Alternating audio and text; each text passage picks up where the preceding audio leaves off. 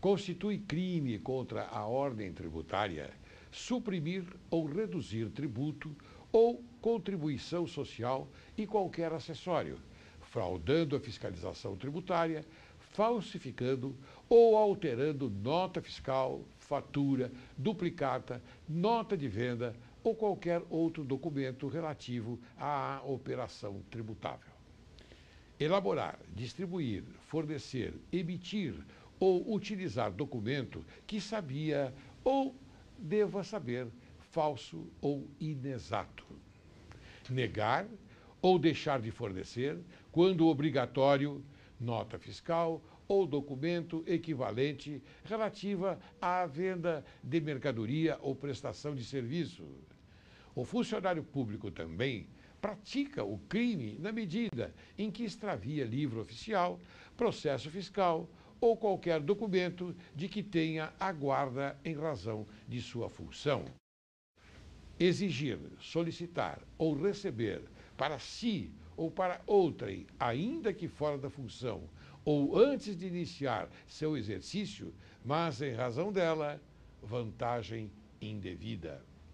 Patrocinar direta ou indiretamente interesse privado perante a administração fazendária, valendo-se da qualidade de funcionário público.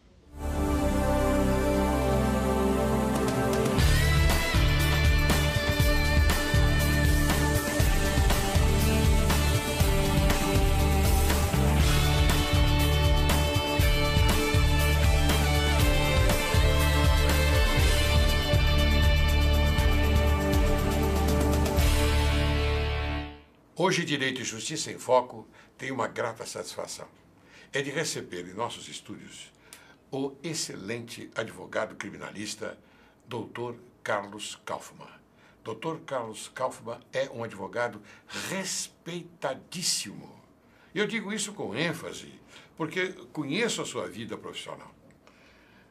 Carlos Kaufmann é advogado criminalista, mestre e professor de processo penal da PUC, conselheiro da Ordem dos Advogados do Brasil, secção de São Paulo, autor do livro Prisão Temporária e coautor dos livros Propriedade Intelectual no Direito Empresarial e Tratado Temático de Processo Penal. Eu digo isso com muito orgulho, porque receber este monstro sagrado do nosso fórum criminal é uma grande satisfação, é um grande orgulho. Carlos Kaufmann, como é que vai você, tá bom? Eu vou muito bem, é eu que tenho a grande honra de estar aqui, de estar presente no seu programa, Dr. Laércio. E faço até um reparo, quer dizer, o Dr. Laércio ele realmente conhece muito a minha vida, até porque eu comecei a minha vida profissional no seu escritório de advocacia, fui estagiário lá há 23 anos. E lá eu aprendi a gostar do direito penal e o amor ao direito penal que eu desenvolvo por toda a minha vida surgiu de lá. Quando eu aprendi no seu escritório, vendo as suas audiências, vendo o seu trabalho profícuo, e a partir de então comecei a desenvolver a minha advocacia por conta disso. E eu fico muito lisonjeado com isso, mas acontece que cada qual tem a sua particularidade, cada qual ele vai buscar, não é, o seu lugar ao sol.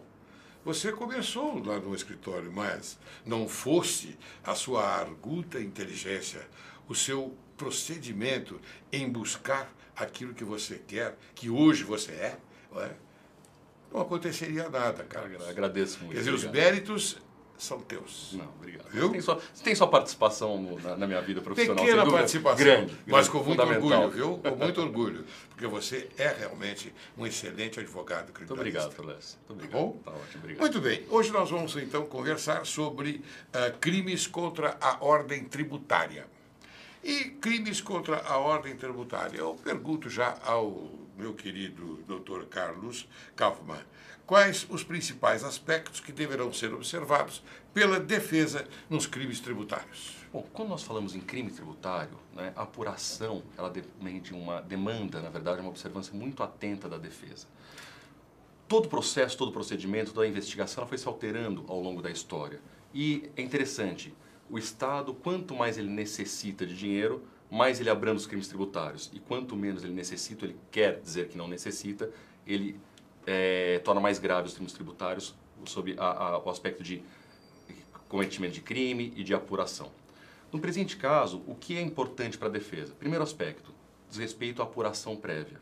Hoje em dia, por exemplo, só pode haver uma apuração prévia depois de esgotada toda a via administrativa.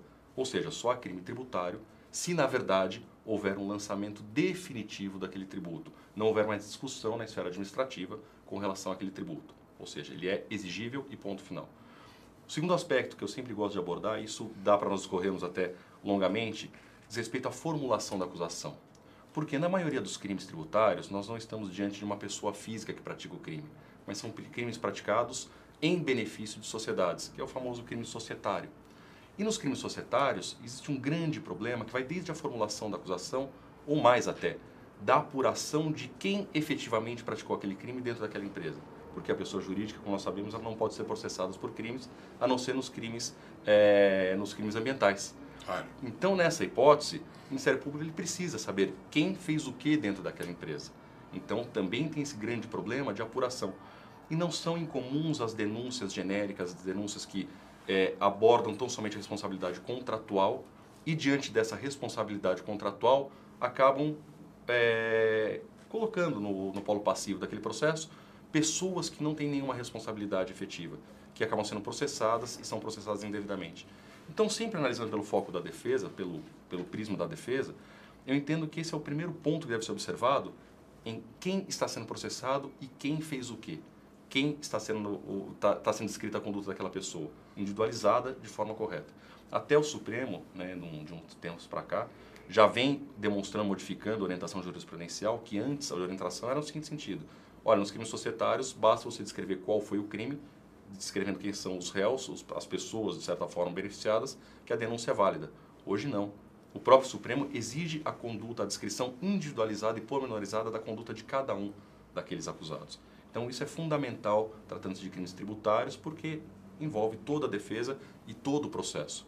Até porque, nesse campo também, se me permite, doutor Alessio, estou estendendo à vontade, estou aqui à disposição também. Viu? Carlos, é muito bom porque nós temos obrigação, e esse é o objetivo do nosso programa, informar bem e com uma verdade absoluta o telespectador, que é o jurisdicionado. Tá certo.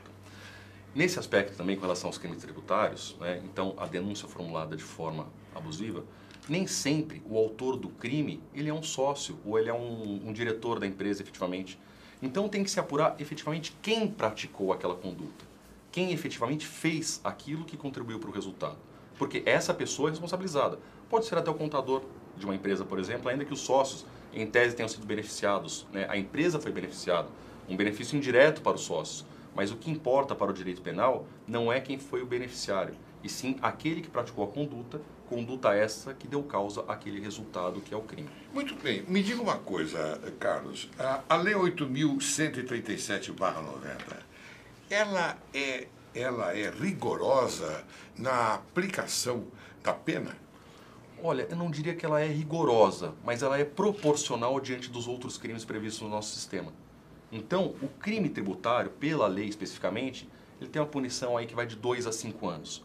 Punição essa que hoje em dia não leva ninguém para a cadeia isoladamente. Tá? Que nós podemos ver aqui a pena alternativa diante deste crime, a pena pode ser substituída. Tem uma série de questões que podem ser utilizadas neste caso. Porque, veja, o povo em geral ele não tem conhecimento, não é, da lei e ele não tem conhecimento da organização, não é, desta lei. Então, veja, para determinados grupos, não é, eles entendem que praticou-se um crime, é cadeia. E não é assim, não. Muito pelo contrário, não é assim e nem deveria ser. Eu acho que hoje em dia, diante do nosso sistema, e me perdoem aqueles que não concordam com isso, mas do nosso sistema, diante do sistema penitenciário existente, a cadeia deve estar reservada para os crimes praticados com violência. Graves, né? Mais graves e que realmente colocam em risco a sociedade. Porque é muito mais fácil se prender, por exemplo, ainda que cautelarmente, preventivamente, o autor de um crime societário, um empresário. É mais fácil prender aquele empresário. Só que aquele empresário vai acabar sendo solto. Só que o que põe em risco a sociedade de fato, efetivamente no dia a dia, e o que a sociedade está temendo hoje, é aquela criminalidade violenta, onde põe em risco a própria vida, a integridade física, que nós vemos no dia a dia das ruas. Então, hoje em dia, como o nosso sistema se encontra, eu entendo que a cadeia ela deveria ficar reservada para os crimes de maior gravidade, ou seja, dos crimes efetivamente violentos, deixando esses outros crimes para punições diversas. Nesse crime empresarial, por exemplo, que nós falamos de crime empresarial, é muito mais interessante para o próprio Estado e para o processo e para a sociedade alguns ataques ao patrimônio, tais como sequestro de bens, arresto, medidas que são pouco utilizadas. Eu acho que isso é fundamental. Porque essa é a vantagem da sua explicação, porque nem tudo está ligado à prisão. Não é? Dizem que a prisão, a liberdade, não é a regra e a prisão é a exceção. Não é isso? Doutrinariamente está consagrado isso. Está consagrado. Uhum. Não é? Então, esse é o nosso objetivo, em passar para o telespectador, e essa é a regra do nosso programa, não é? Essas peculiaridades que você tão bem está explicando. E se me permite, doutor Lercio, nesse sentido, com relação à prisão, que também é um tema que me aflige muito, né? Tanto que me levou a 1995 a escrever sobre prisão temporária. Né? Diante de uma conduta... Você vai falar sobre isso. Aí. Tá bom. Diante de uma conduta concreta que eu vi, eu acabei escrevendo sobre isso. Mas o que a população precisa entender, eu quero aproveitar o seu programa para isso, é que a prisão, ainda mais a prisão cautelar, ela nunca pode ser entendida como uma resposta imediata ao crime, como uma punição antecipada. Nós não estamos avaliando... Você está falando do artigo 42 da lei da parte geral do Código Penal, né? Estou falando do artigo 42 e mais que isso, também estou falando da prisão preventiva ou da prisão temporária, certo, ou até a prisão em flagrante, que são prisões cautelares. Ou seja, então nós vemos assim, poxa, a população fala, poxa, fulano praticou um crime, matou e está solto. Calma, nós precisamos ver se ele matou depois de um processo, depois que ele é condenado, transitando em julgado aquela decisão. Claro. Só a partir daí é que ele vai poder ser preso e cumprir uma pena. Antes disso, a prisão dele, ela diz respeito para assegurar o processo. Se não é necessário prender aquela pessoa por uma cautela do processo, ele deve permanecer em liberdade. Porque a prisão não é uma antecipação daquela punição futura. É óbvio que não. Então... e tem que... O juiz, principalmente o juiz, ele tem que verificar se há necessidade dessa prisão. Não é? Havendo necessidade, ótimo, tudo bem, encarcera-se a pessoa. Mas me parece que a sua explicação, tenho certeza, sua explicação é altamente idônea. E é exatamente o que se pensa hoje em dia. Não é? Antigamente não era assim. Essa é uma verdade. Qualquer coisa aplicava-se o artigo 312 do Código de Processo Penal. A prisão preventiva e não havia fundamentação, não é, Carlos? Hoje é necessário. É indispensável a fundamentação. A fundamentação concreta. É indispensável a fundamentação. Agora, me diga uma coisa. Aproveitando o ensejo desta conversa no sentido da prisão, eu percebo aqui que a lei ela apresenta pena de reclusão de 2 a 5 anos, ou também outra de meses. Como é que é isso? É aquela história. O crime tributário hoje, né, ele não é um crime cuja pena é grave. Né? Então, proporcionalmente a outras condutas do Código Penal, se nós pegarmos, por exemplo, o estelionato, a pena mínima é de 1 ano, vai de 1 ano a 5. Isso. O crime tributário vai de 2 a 5. O furto, a pena é de 1 a 5 anos também.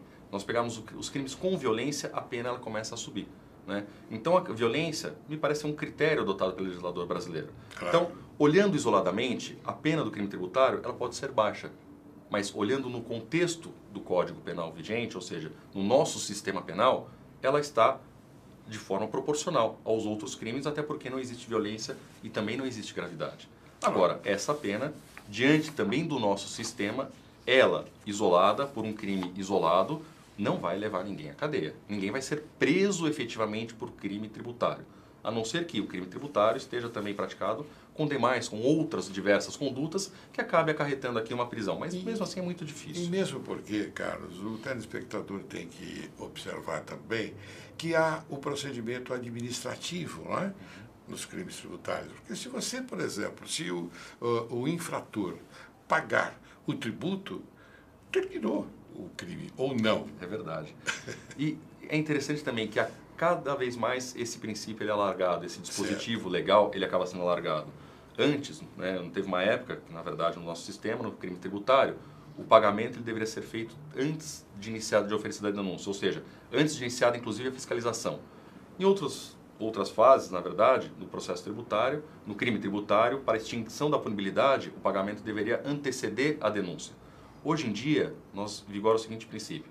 o pagamento ele pode ser feito a qualquer tempo que extinga a punibilidade. Ou seja, o Estado diz o seguinte para o contribuinte: olha, eu já te autuei, você não me pagou. Até após o trânsito em julgado, né? Após o trânsito em julgado. Claro. Ou seja, o Estado diz o seguinte: olha, eu te autuei e você não deu bola, então eu vou te processar criminalmente. Estou instaurando inquérito policial. Pague, senão eu vou te processar criminalmente. Olha, agora estou te processando. Pague, senão você vai ser condenado. Olha, você vai ser condenado. Pague, senão você vai ter que cumprir a pena. E assim por diante. Você já tem uma pena para cumprir. Pague para acabar mais cedo o cumprimento de pena. O direito penal, então, tratando-se de crimes tributários, hoje, da forma que ele é tratado, na minha opinião, ele é tão somente um reforço à execução fiscal. O direito penal, que era a última ratio, a última medida a ser utilizada, está vindo aqui para fortalecer a execução fiscal com uma coação. Ou seja, o processo ele existe, se você não pagar. Se pagar, está extinto o processo. Olha aí que maravilha. E como você disse, não é? Mesmo quando chegar no momento do cumprimento da pena, da execução, não é? Da execução da pena, não é? Há a possibilidade dele pagar e também se livrar da cadeia. Sempre, até o fim, até a execução. Até a execução. Até o último dia do cumprimento da pena dele, ainda que pena em liberdade, mesmo em liberdade ela deve ser cumprida ou vai ficar suspensa. Até este último dia, o pagamento ele Mas eu sei, agora eu noto o seguinte, eu noto que há uma diferença da pena, da aplicação da pena, entre os crimes que você expôs muito bem e aqueles praticados por funcionários públicos. Eu percebo que há um aumento na dosimetria da pena. É isto mesmo? É isso mesmo. Existe um dispositivo expresso na Lei 8.137 que trata do crime de funcionário público, a corrupção, a concussão feita pelo funcionário público, diferenciando daquela concussão feita, ou corrupção feita, que também é para o funcionário público, claro, mas no Código Penal. Ou seja, é direcionado ao fiscal. O fiscal que exige algum valor para deixar de lançar um tributo ou para lançar esse tributo ao menor, ele tem uma pena mais grave, uma pena excessiva. E é interessante que esta pena, no sistema anterior do Código Penal, do Código de Processo Penal, ela trazia algumas diferenciações. Por exemplo, na corrupção comum, o crime acaba sendo afiançável. Se a pessoa era presa em flagrante, era afiançável. Lógico que agora mudou com a nova lei de fiança, tudo mudou, todos os crimes são afiançáveis. Hoje mudou. Mas por este crime, o funcionário público que era preso anteriormente, no sistema anterior, ele não poderia pagar fiança, que a pena mínima saía do patamar da fiança. Além disso, existe procedimento específico dos crimes para funcionário público, em que ele apresenta defesa preliminar, está no artigo 514, se eu não me engano, do Código de Processo Penal. São crimes afiançáveis. E o fiscal que exigia dinheiro, né, exigia algum dinheiro para lançar a menor no tributo, não poderia se beneficiar da defesa preliminar, porque o crime deixava de ser afiançável. Então tinha algumas consequências. Hoje não tem mais muita diferença, é uma pena maior, mas também não vai acarretar muita diferença nem no processo, nem no sistema de liberdade. O processo continua sendo da mesma forma. Não, tanto é que você perceba, e o telespectador também deve perceber, que no tocante a essa parte do artigo 514, que o Dr. Carlos citou, não é, que é a defesa prévia, quer dizer, antes de receber a denúncia, não é, ele tem a chance de elaborar a sua defesa. E se estendeu a outros crimes, não é? Exatamente. Não aqueles especificamente praticados por funcionário público. Hoje todos os crimes, eles têm essa defesa prévia. Que na verdade também teve uma discussão no Código de Processo Penal. O projeto inicial, isso é interessante até, o projeto inicial de alteração do Código de Processo Penal, ele trazia o recebimento somente após essa resposta. Isso. Hoje, mas depois uma pincelada no final da aprovação do projeto, diz que o juiz recebe a denúncia, abre a possibilidade para a resposta e só depois que tem a possibilidade de absolvição sumária ou não. Isso. Na verdade, você tem, alguns dizem que é o duplo recebimento da denúncia. Não é um duplo recebimento, a denúncia foi recebida e depois se observa a absolvição, se é caso de absolvição sumária ou continuidade do processo. Mas isso não está acontecendo normalmente, não é? Acontece isso? A absolvição sumária? Não, eu digo esse procedimento de dar o privilégio da defesa prévia, e depois então a absolvição sumária, isso é uma máxima, não? Isso está sendo seguido, não a defesa antes do recebimento da denúncia. Eu vi poucos casos de juízes, e aí eu entendo que são juízes que estão aplicando a lei conforme o seu espírito, que eu acho muito correto, né, em que o juiz posterga o recebimento da denúncia para um momento após a apresentação da resposta à acusação, que seria o correto. Mas em todos os casos, a denúncia é oferecida, recebida a denúncia, abre-se o prazo para a resposta e depois o juiz analisa a absolvição sumária ou não. Muito bem. Carlos, eu vou pedir licença a você para chamar um pequeno intervalo, aí depois nós vamos retornar. Tá no ótimo. segundo bloco vamos conversar mais ainda sobre o nosso tema crime contra a ordem tributária. Você aguarde que logo, logo nós voltaremos. Até já.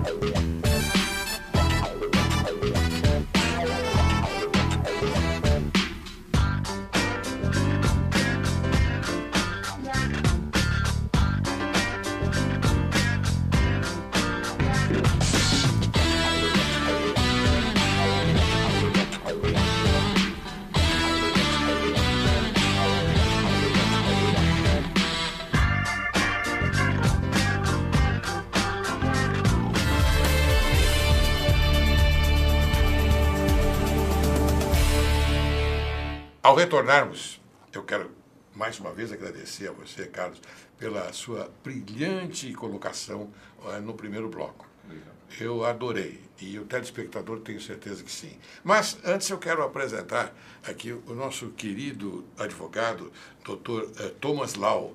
Ele é uma pessoa interessadíssima no direito e ele dá um apoio cultural para esse programa.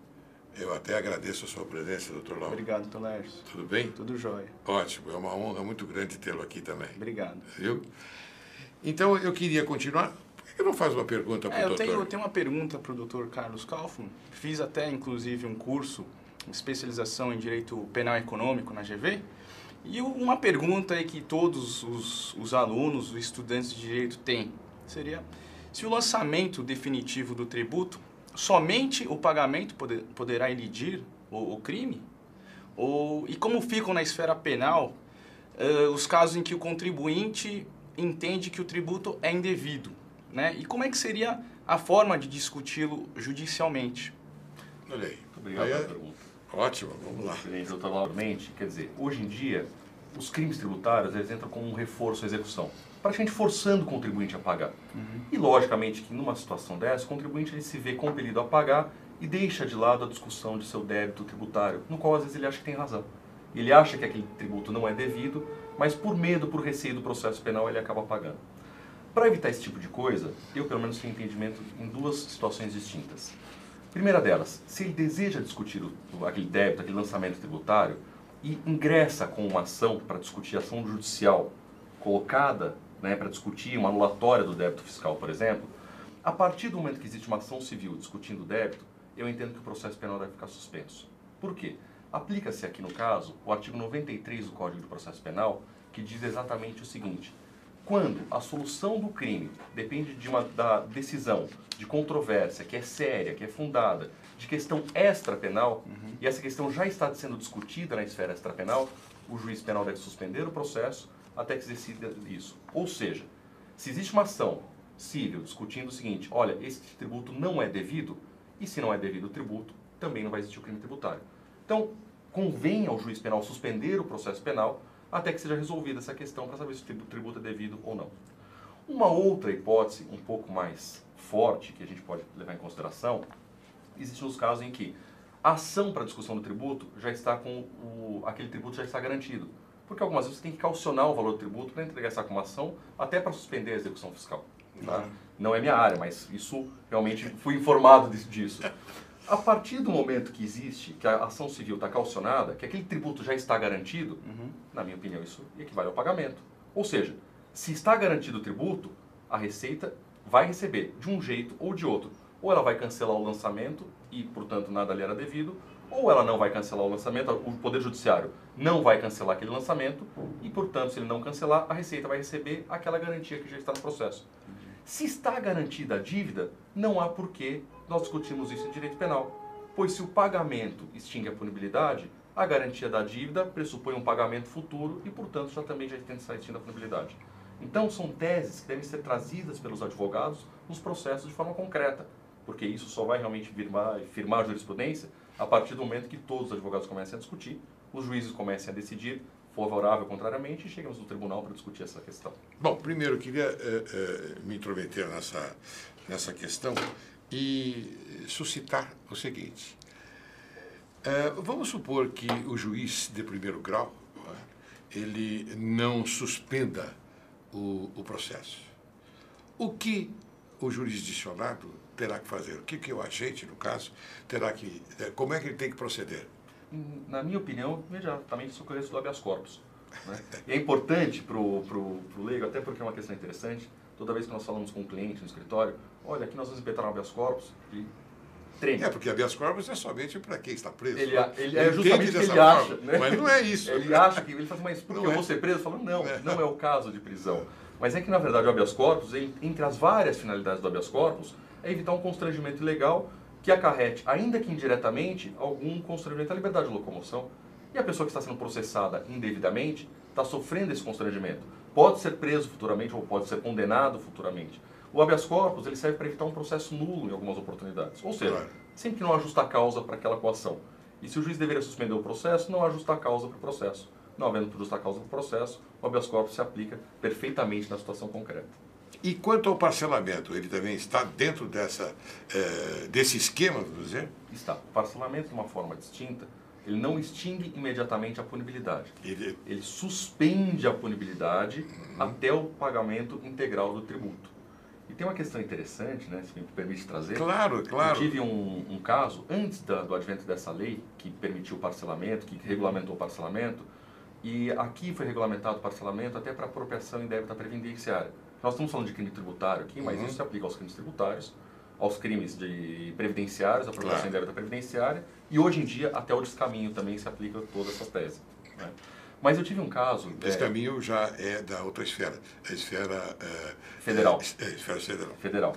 Mas um caso justamente onde havia uma apropriação indébita previdenciária, que também é da esfera federal, e a empresa acabou fazendo um acordo de parcelamento, quando a lei não admitiu parcelamento para contribuição de empregados, da apropriação indébita, a empresa fez um parcelamento com a procuradoria daquela cidade.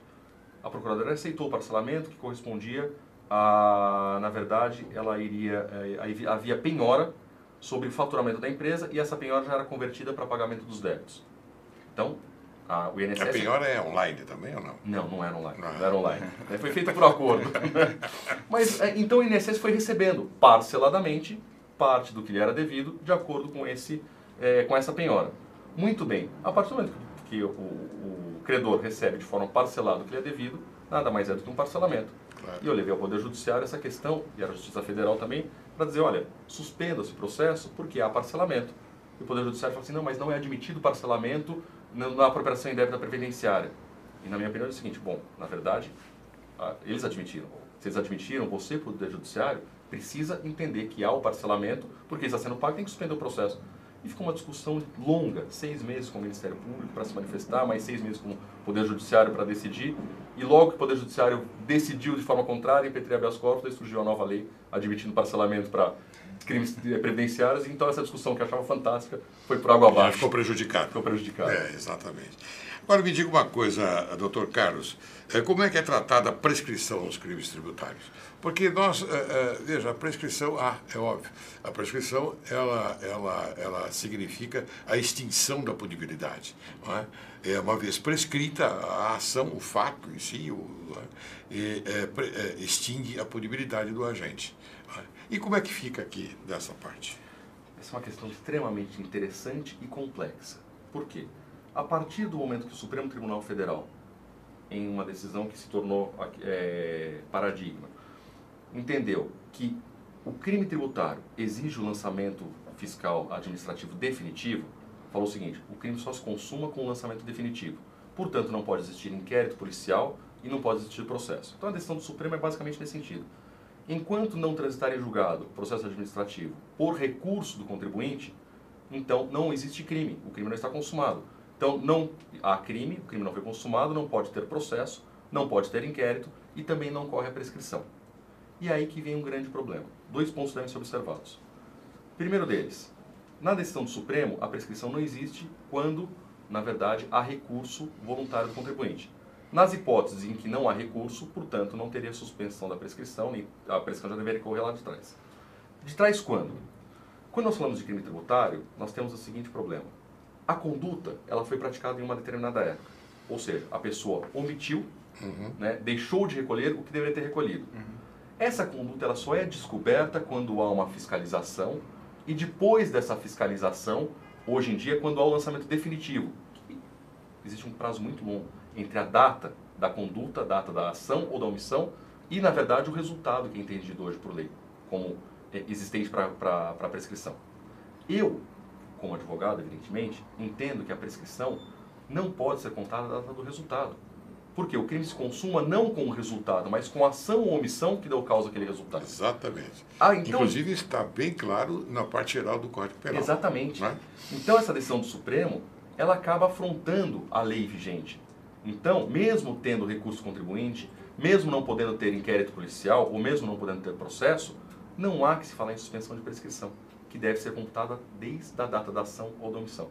Lógico que isso é uma matéria extremamente interessante a ser discutida em casos concretos, diante dos tribunais, e nós vamos chegar às decisões definitivas aí que vão acatar ou a prescrição ou não vão acatar a prescrição. Mas é um tema para ser discutido, para ser levado aos tribunais, para ser trazido ao Poder Judiciário, para que o Poder Judiciário realmente traga o seu entendimento sobre a questão. Observe bem, telespectador, este fato que é importante. No tocante a essa parte do recurso administrativo. O recurso administrativo é aquele que nós temos conhecimento pelo Tribunal, não é, de Impostos e Taxas, que é o TIT. Não é? E lá é que se desenvolve tudo isso. E aí é que eu acho interessante, bastante interessante, esse procedimento, não é, desta lei, porque ela passa a ter uma relevância maior a partir do momento em que que não há mais nenhum prazo administrativo. É isso, doutor Carlos? É isso, porque apesar da separação das esferas administrativa e penal, tá, o fato em si é único. A pessoa que deixa de recolher um tributo, ele pratica um ilícito civil e um ilícito penal. Ou seja, a pessoa que intencionalmente não recolhe tributo, ele é devedor. Claro. E, portanto, ele tem que pagar aquilo que é devido. Só que, além disso, ele pratica algumas vezes, se ele age de forma dolosa, ele também pratica o crime. Mas para que haja o crime é necessário que haja o ilícito tributário. Sem ilícito tributário não tem crime. Claro. Doutor Lawson, quer fazer mais alguma pergunta? Fazer Por favor, fique à vontade. Doutor Laércio, a respeito.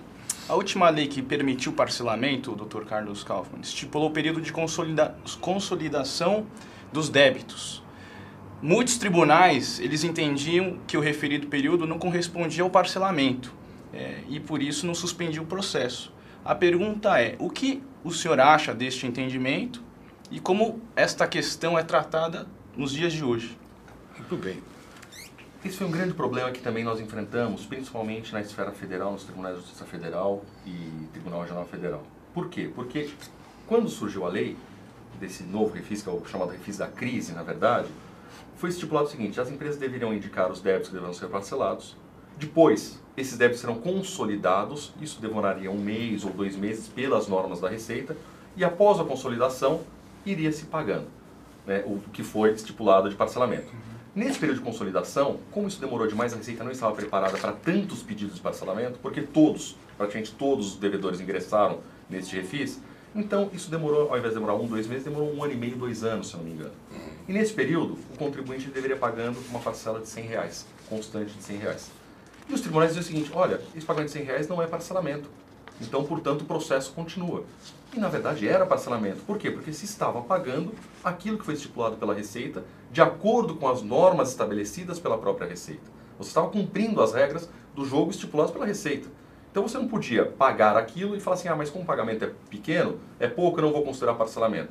Então, houve discussão durante muito tempo, até por intermédio de habeas corpus também, né, conseguimos até alguns parcelamentos, algumas suspensões de processo nesse sentido, até que hoje em dia eu acredito que todas as empresas já tenham consolidado seus débitos. Então essa discussão hoje em dia deixa de existir. Mas fica um alerta para o futuro, porque essa lei foi na esfera federal. Se discute até que os estados vão lançar planos de parcelamento da mesma forma. Isso pode ser um problema recorrente. Mas se nós temos o parcelamento, se existe a regra do estado, é incompatível o Estado fala o seguinte, paga, se você me pagar, ou se você ingressar nesse sistema, eu vou suspender o processo para você, e o mesmo Estado, representado por um outro poder, diz o seguinte, olha, apesar de você aceitar essas regras, eu não estou aceitando, por isso eu vou te processar. É incompatível, não existe isso. Bem, eu fico bastante satisfeito com esta entrevista, viu, Carlos? Porque nós encontramos o nosso objetivo, ou seja, informar o telespectador. Está sendo bastante salutar, não queira saber, viu? Estou satisfeitíssimo. Eu que agradeço, ainda mais vindo do senhor, que foi um dos meus preceptores no direito. Né? Muito isso obrigado. Conta muito, isso é muito importante para mim. Muito obrigado. Por isso que eu fiz questão de chamar você, porque eu sei da sua capacidade, da sua qualificação, que é muito importante. E eu quero, então, dizer aqui, quero perguntar a você o seguinte. Conte algum caso que você acha que possa interessar ao programa que nós estamos fazendo. Eu vou contar uma passagem que eu tive que marcou minha vida, Dr. Lércio, e marcou todo o meu futuro. Foi a primeira audiência que eu assisti, Ai, que maravilha. na qual era feita pelo senhor, pelo Dr. Paulo Sérgio Leite Fernandes. E eu entrei numa audiência, eu tinha poucas semanas, acho que de escritório, acho que nem lembro quanto tempo, mas tinha acabado de entrar ainda no segundo ano da faculdade. E foi uma audiência na área penal, onde eu assisti a audiência, pouco entendendo do que acontecia, porque realmente não estava sabendo o que estava acontecendo. Mas uma frase do senhor me marcou muito depois da audiência, era um caso de réu preso, vi toda a preocupação, a atenção dos advogados naquela audiência, isso me marcou demais. E o senhor trabalhando e correndo para tentar soltá-lo com todos os recursos cabíveis. E depois o senhor virou para mim e falou assim que o advogado criminalista é como um soldado em uma batalha, um cavaleiro, uma cruzada, que nunca pode baixar as armas enquanto não consegue o seu intento, que é soltar pelos meios legítimos o seu cliente. Isso marcou pro resto da minha vida. Isso me fez me tornar um apaixonado pelo direito penal, sem dúvida nenhuma. Que bom, eu fico também, mais uma vez, agradecido por sempre estar sendo lembrado por você. Isso me deixa muito contente, muito satisfeito. E você tocou num nome muito importante, Paulo Sérgio Leite Fernandes. Não é? Nós dois, então, fazíamos, acho que era uma audiência onde havia alguns réus, não é? Exatamente. Muito bem. Exatamente. Paulo Sérgio Fernandes é uma capacidade, é um homem altamente, ele é inteligentíssimo e um homem que tem uma cultura jurídica excelente. Qualquer dia eu vou trazer ao programa também. Muito bom. Viu? Muito bom. Mas eu gostaria então de agora dizer a você telespectador, que hoje, neste programa, nós estamos tendo a comprovação de que na vida nada é fácil. Nada é fácil. É bastante difícil.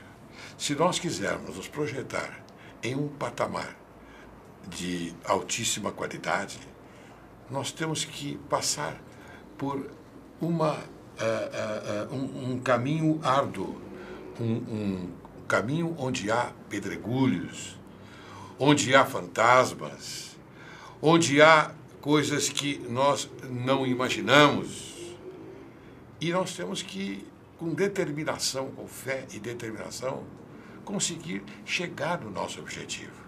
Eu tenho uma frase aqui que eu vou suscitar agora, Carlos e Lau, que eu acho interessantíssima. É da Rosabeth Kanter. Ela é professora da Escola de Negócios de Harvard e mundialmente conhecida por seus perfis de empreendedores.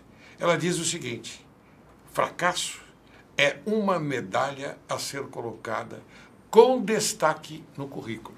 Olha que profundidade. Não é? É verdade. Não é? Nós precisamos aprender com os erros, sempre. Sempre. Sempre. E depois, então, eu tenho uma outra frase belíssima que eu vou até homenagear o meu querido amigo José Renato Nalini, corregedor-geral de Justiça do Egresso Tribunal de Justiça do Estado de São Paulo. Ele diz o seguinte: cultivar a resiliência ensina a gerenciar as crises, a administrar a ansiedade, a suportar o medo de que tudo possa se tornar pior ainda, como se a lei de Murphy fosse a regra absoluta. Olha que profundidade também. Não é, Lau? Sim, com certeza, doutor. Não é verdade? Então, por isso que eu digo, este é um programa que tem esta finalidade. E eu fico muito agradecido a você, caríssimo telespectador, por me mandar e-mails, telegramas, cartas até, fazendo alguma anotação do programa no bom sentido, me incentivando, porque este é o verdadeiro incentivo, não a destruição, mas a construção. A construção sempre ela deve estar presente nos nossos objetivos, com aquilo que eu já disse anteriormente. Carlos, eu fico agora aguardando as suas considerações finais.